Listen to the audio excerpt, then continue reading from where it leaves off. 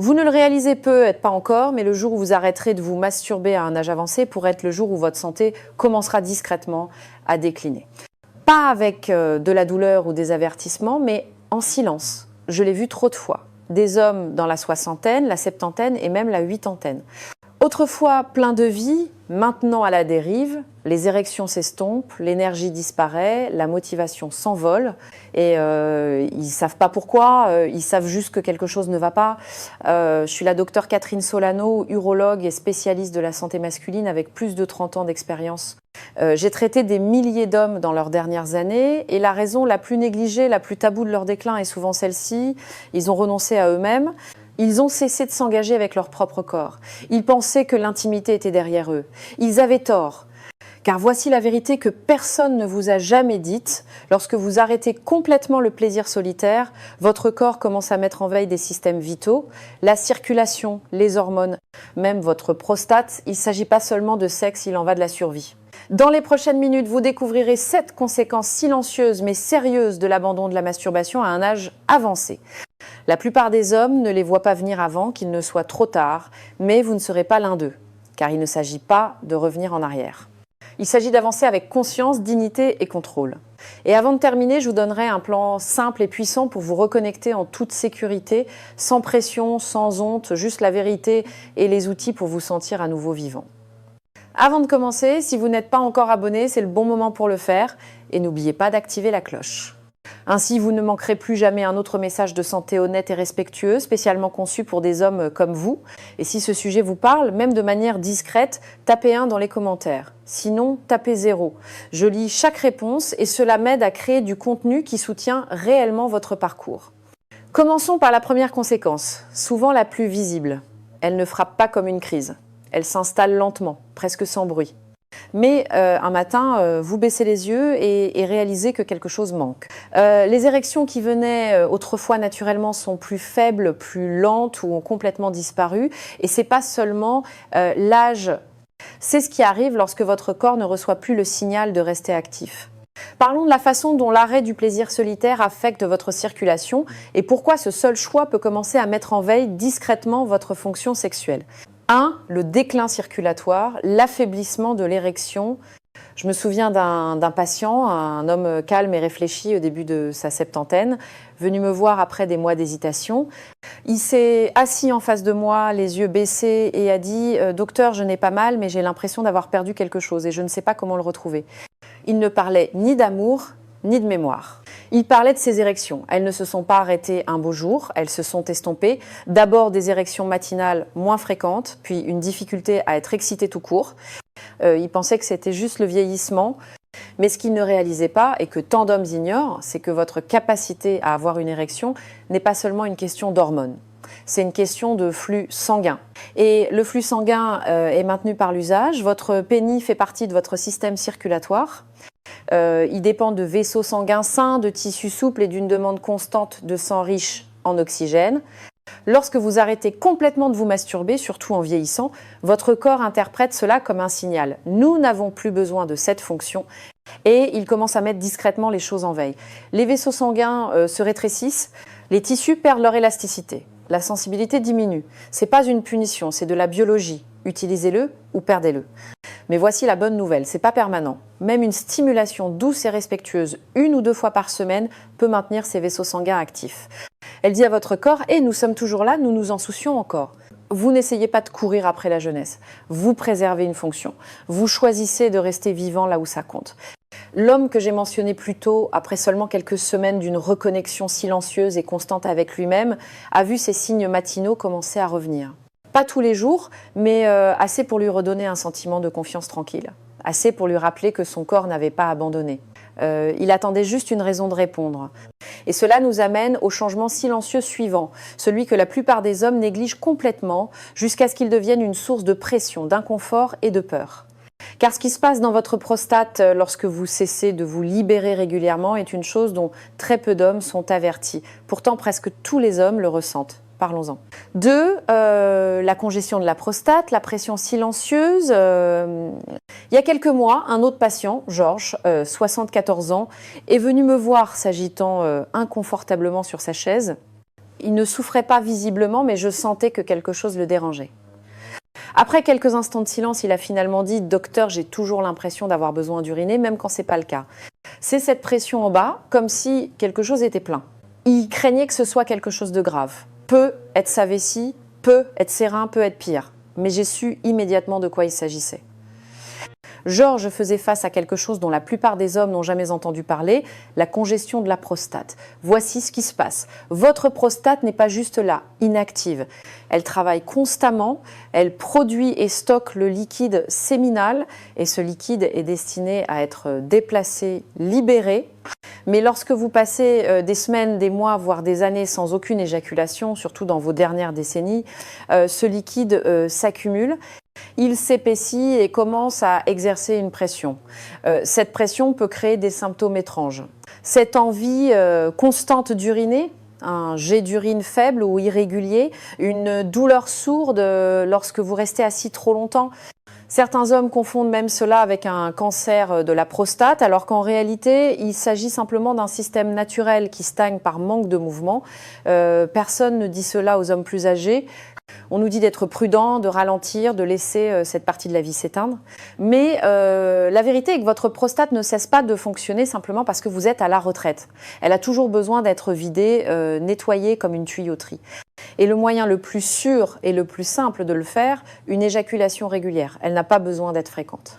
1 ou 2 fois par mois peuvent soulager la pression, réduire l'inflammation et vous aider à vous sentir à nouveau normal. Georges a suivi mon conseil. Il a commencé doucement.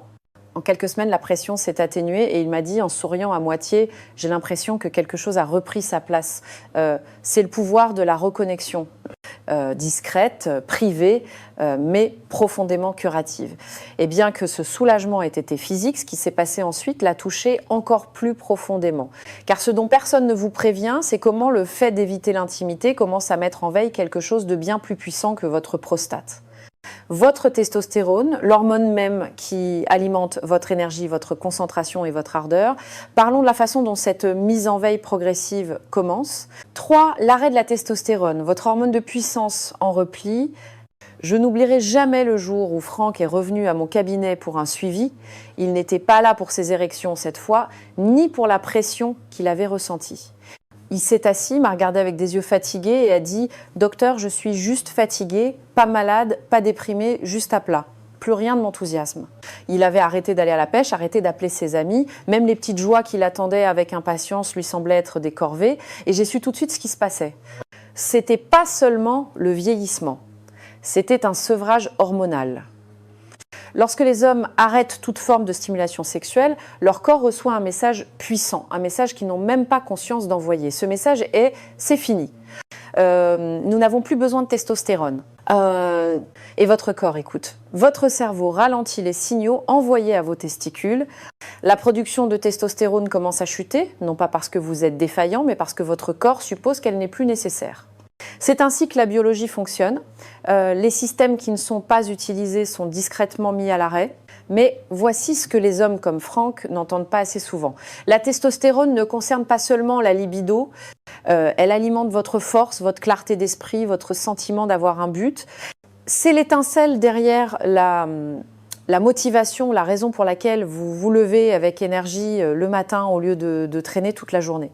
Une fois que Franck a compris cela, il n'a pas eu besoin d'une ordonnance. Il avait juste besoin d'une permission. La permission de se réengager, de se rappeler que même dans la solitude, il avait toujours le droit de se sentir vivant.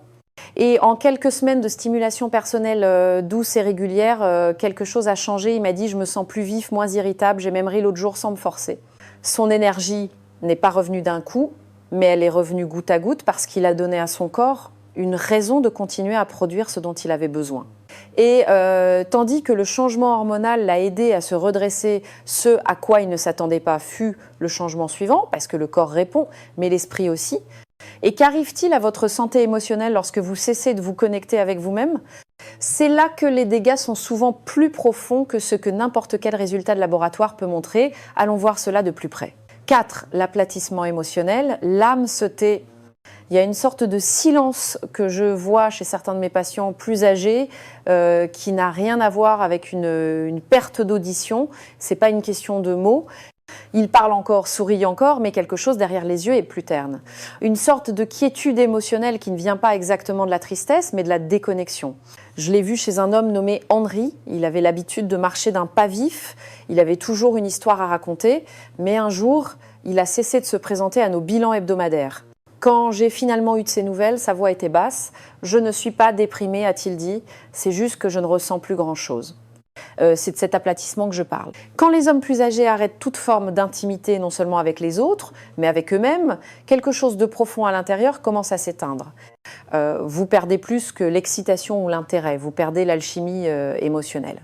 Le cerveau cesse de libérer les substances chimiques du bien, être comme la dopamine et l'ocytocine, celle-là même qui crée le lien, la motivation et la joie.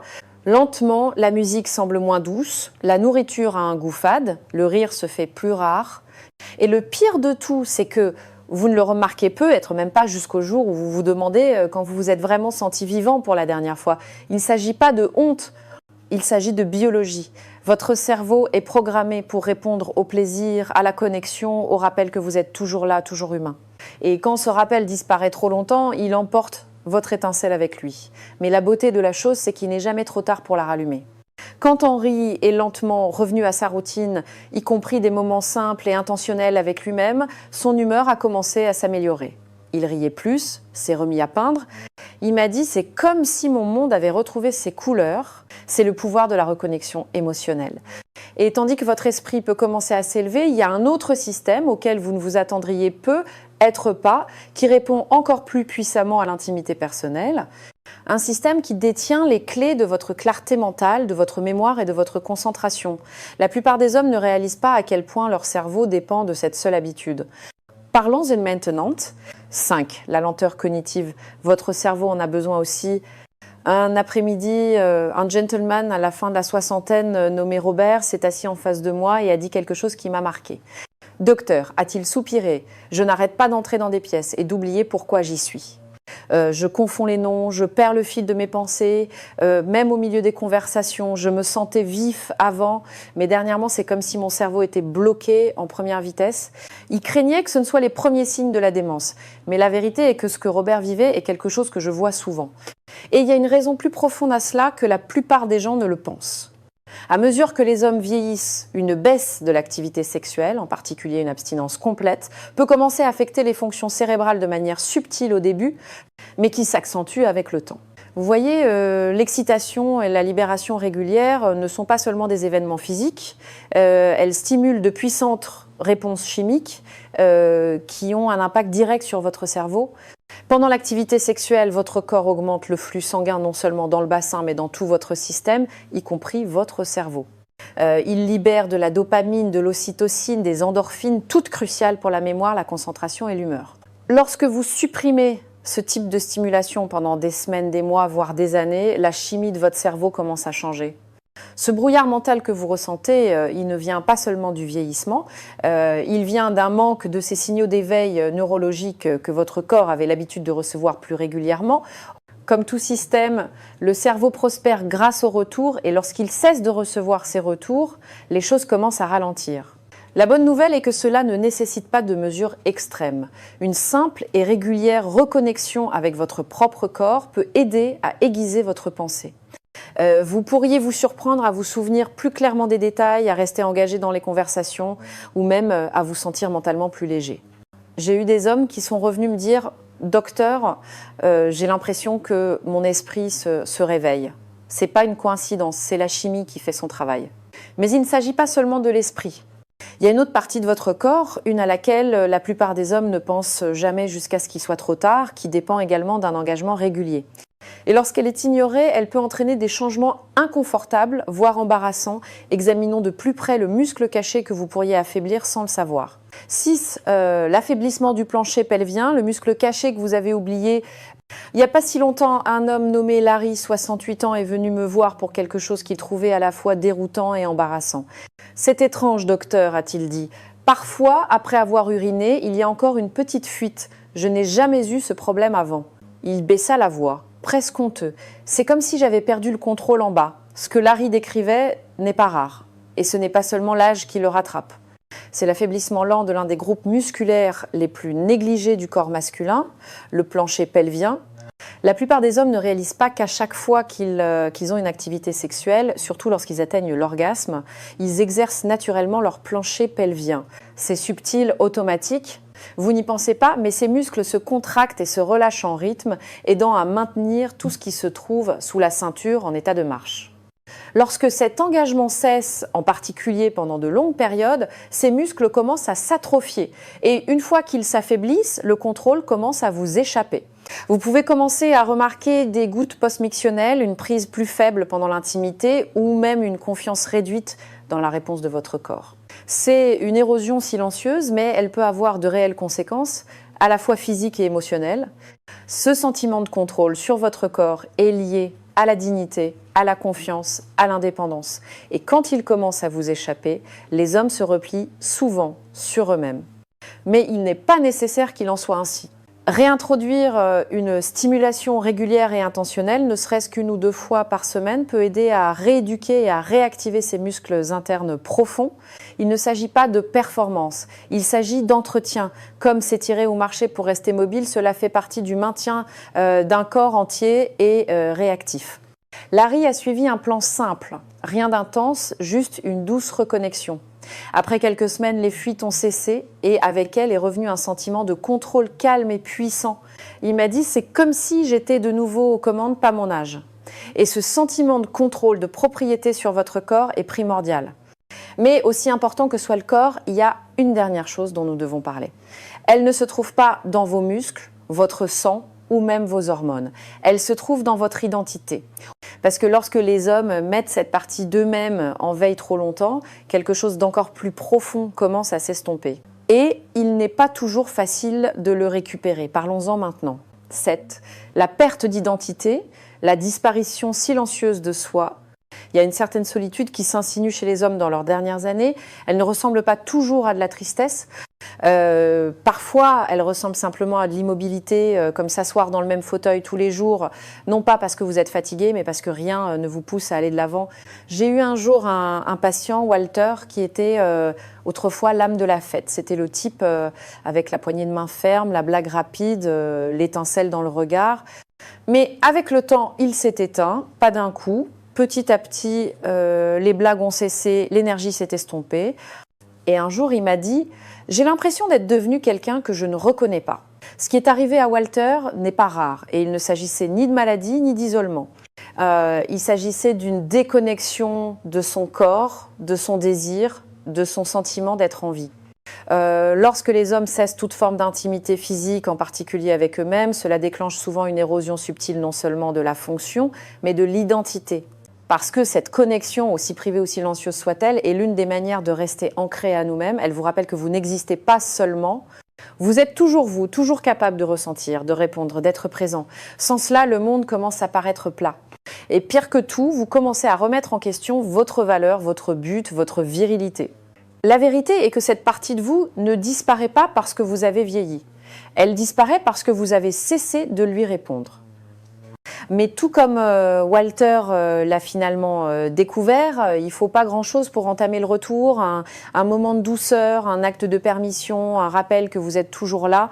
Et maintenant, alors que nous rassemblons tout cela, je veux vous montrer quelque chose de puissant. Pas de la théorie, pas des conseils tirés d'un livre. Une véritable façon pratique de reconquérir ce qui a pu être perdu, étape par étape, avec bienveillance, force et dignité.